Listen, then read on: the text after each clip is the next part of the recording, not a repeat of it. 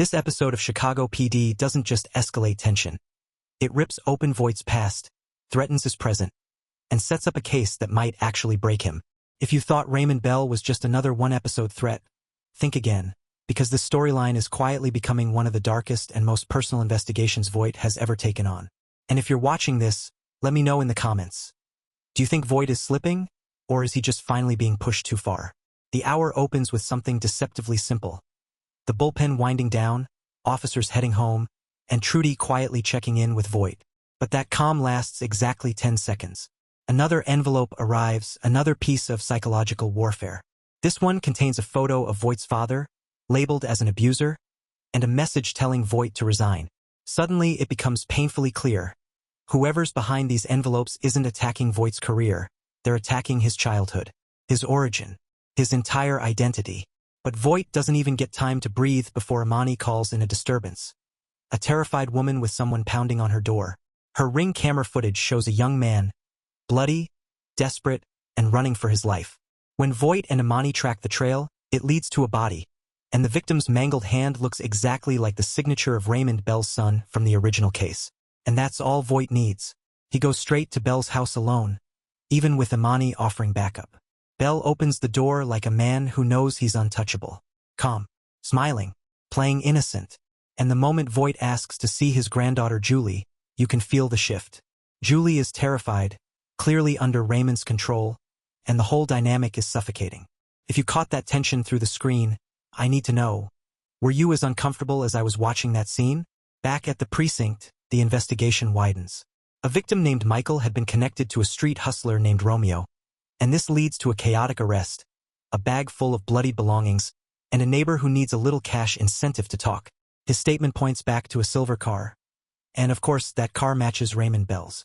At this point, anyone else would be cautious. Voight? He's already building a case in his head. But the actual breakthrough comes when he finds Aaron, a man hiding in an abandoned subway, missing fingers, and too traumatized to even understand he's safe. His story is horrifying. Bell mutilated him over half a bag of mulch. He mentions a basement, people brought into the house but never allowed to leave, and a nurse named Aurelia. It's disturbing, it's detailed, and it's completely inadmissible. Imani is furious, and honestly, who wouldn't be?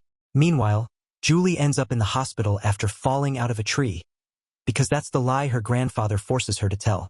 Imani tries connecting with her, bonding over phone games, childhood memories, even hinting at her own sister's story, but the trauma is too deep. Julie protects Raymond out of fear, not loyalty. Then comes the ghost bombshell. Julie says she saw Aurelia in the basement, calling her a ghost. The social worker shuts the whole interview down. But viewers, we know what that means. Someone died in that basement. Someone's still down there. The case spirals even wider. Missing people along a stretch of highway, hospital files connecting victims to Bell, everything pointing to a long line of disappearances. And just when Voight tries going to the DA, he gets shut down. No Chapman. No help. No progress. Then the blackmailer puzzle lands its biggest piece. The courier who delivered Voight's envelopes describes a man, and Voight realizes it was Devlin. He confirms it with a phone call right in front of him. But before he can move, he gets the call that changes everything. Julie texted Imani. She's in danger. And this is where Voight loses control, not externally but internally. He knows they don't have evidence. He knows they can't raid the house. But he also knows Julie may not survive another night. So he does what Voight always does when the law won't catch the monster. He brings the monster to him.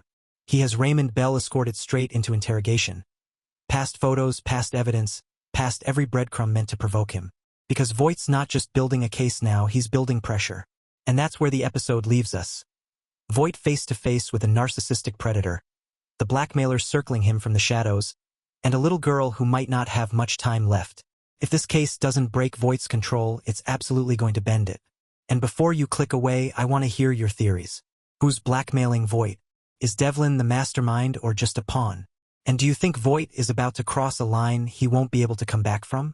Drop all your thoughts below. I read everything.